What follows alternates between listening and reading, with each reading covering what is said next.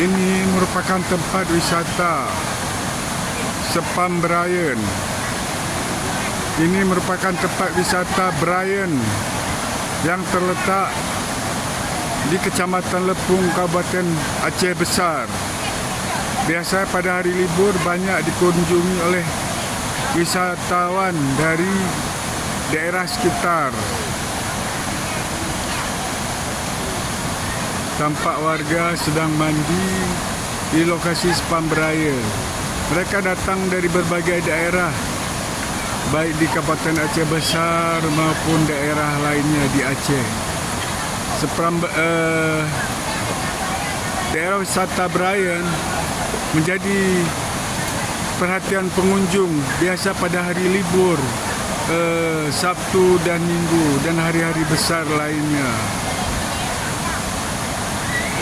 Diharapkan Sepam Brian mendapat meningkatkan pendapatan bagi masyarakat di sekitar.